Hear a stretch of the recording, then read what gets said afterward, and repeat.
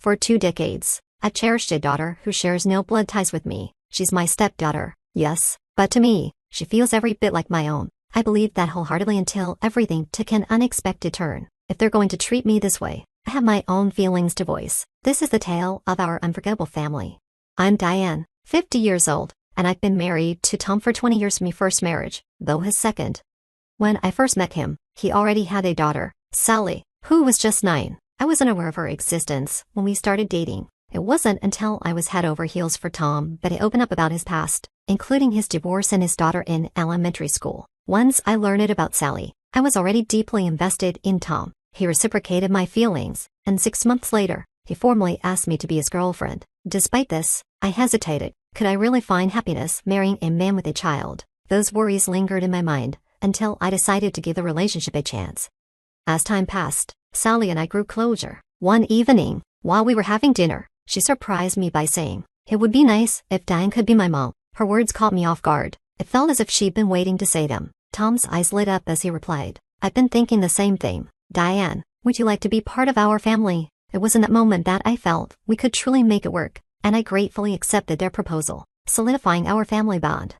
After our wedding, life was blissful. Sally relished the meals I prepared and often complimented my cooking. My husband would take us out on holidays, and the more time we spent together, the stronger our connection grew. Sure, we had our disagreements, but that's part of being a family, right? I felt fortunate to have married Tom. Yet, around the 10th year of our marriage, everything changed. One evening, I returned home from running errands to find the house enveloped in darkness. My husband and daughter should have been waiting for me, and we should have been gathered at the dinner table. Uneasy settled in as I called out to them, but neither answered their phones. Panic set in. What if something had happened? Should I call the police? Trying to calm myself, I waited until I heard the front door creak open and the sound of laughter. Relief washed over me as I stepped into the room. "Oh, thank goodness." I was worried because neither of you answered. I said, "My daughter," seemingly unfazed, coolly replied, "Oh, you're back. Just glad you're both safe. I'll start dinner so we can eat together," I suggested. "We already ate with Dee." "No thanks, you can eat alone," she said. "What? You had dinner without telling me? That's never happened before." "So that's how it is. A little heads up would have been nice," I responded. My words must have struck a nerve, as Tom suddenly snapped. "Why do we have to tell you everything? What Sally and I do is none of your business." Tom, I was taken aback. I had never seen him react like this before. We had our disagreements, but this was different. "This woman is scared of Dad. How hilarious," Sally chimed in. Tom added, "She's overstepping her boundaries as a stepmother. She's not even part of our real family." "Ha, exactly. The only one who's blood-related here is Dad," Sally sneered. I felt utterly blindsided. "Why are you treating me like this? We've been a happy family. What changed? Did I do something wrong?" I asked, bewildered. Their response was shocking. "Something wrong? It's you. You're the problem." "Right, Dad," Sally mocked. "Yeah, the way she pretends to be a good mother is infuriating," Tom agreed. "Is this for real? To be insulted like this by the two people I love most?" That night, I lost my appetite. After a long bath, I headed straight to bed, but my husband insisted that he felt uncomfortable sharing the room with me, so I ended up sleeping on the couch. From that day on, their coldness escalated. If they were merely distant, it would have been one thing, but what hurt most was hearing their laughter as they mocked me. "Dad, how long are we keeping her around?"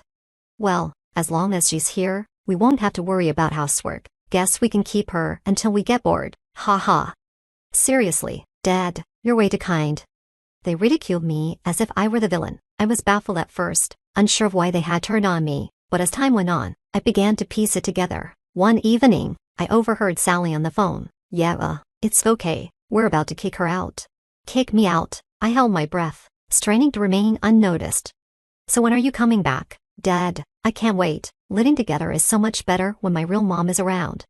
In that moment, everything clicked. The person on the other end was my husband's ex-wife, Sally's biological mother. It dawned on me Tom and Sally had started secretly meeting with her. Their affections began to shift back toward her, and I felt myself being compared to her. I realized they now saw me as inferior, which explained their sudden coldness. Their biological mother was returning, and I was being pushed aside.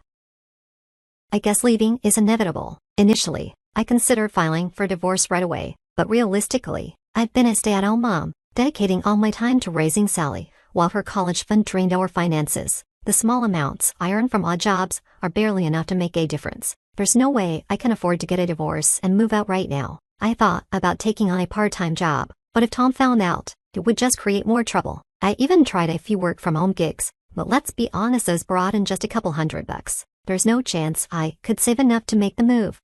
Meanwhile, my husband and daughter's cold treatment hasn't changed. Perhaps I've developed a thicker skin because it doesn't affect me as much anymore, but living with people who likely despise me feels like a constant torment. Then, one day, something unexpected happens. We actually spoke to me. Hey, I'm getting married. What? Married? Sally, at 29, was certainly at an age where marriage was possible, but I was caught off guard. She shared that she was marrying the heir to the company where she works as a receptionist, someone poised to take over his father's business. I had no clue about this development, but I genuinely felt happiness for her.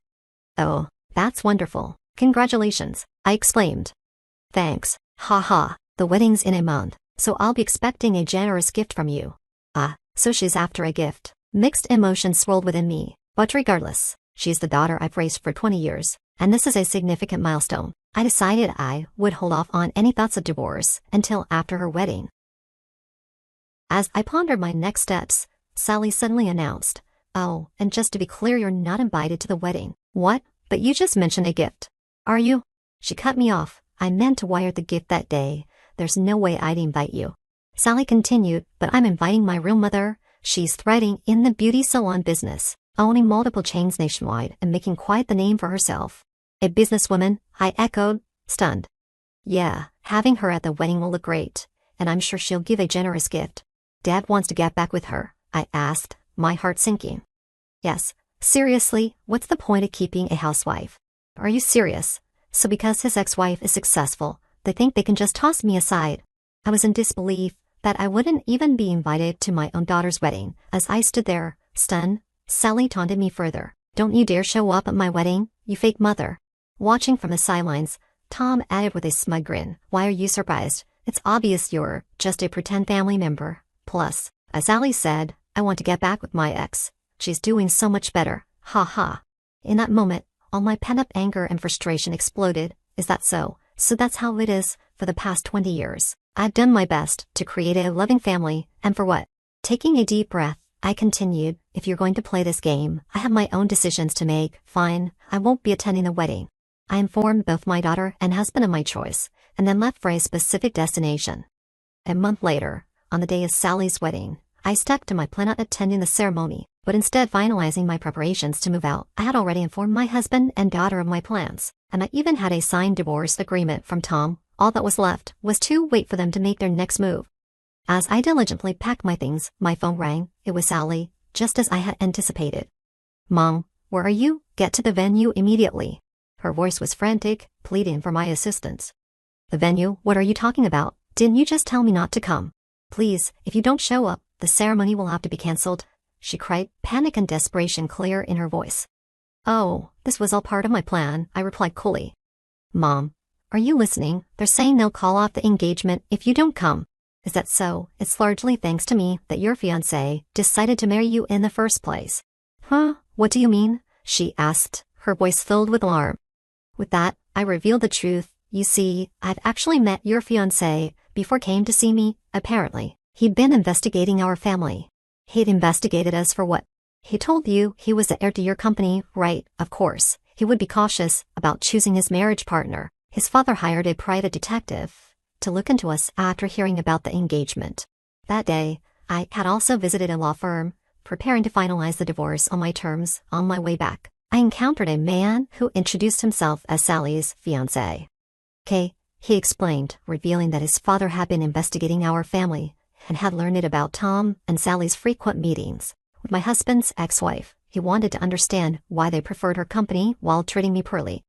I told him everything, how the ex-wife had become a successful businesswoman, and how my husband and daughter were planning to leave me for her wealth and connections.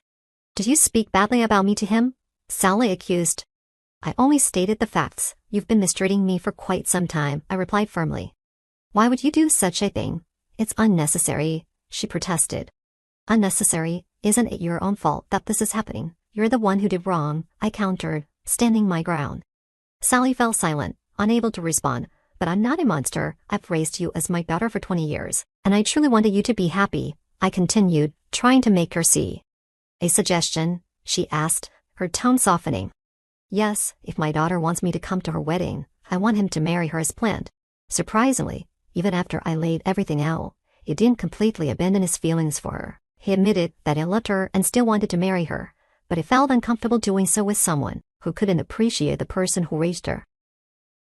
I pleaded with him, if Sally chose to invite me to her wedding at the last moment, he should accept her decision. But she squandered even that chance. Instead of embracing me, she treated me like a burden until the very end, calling me a fake family member right alongside my husband.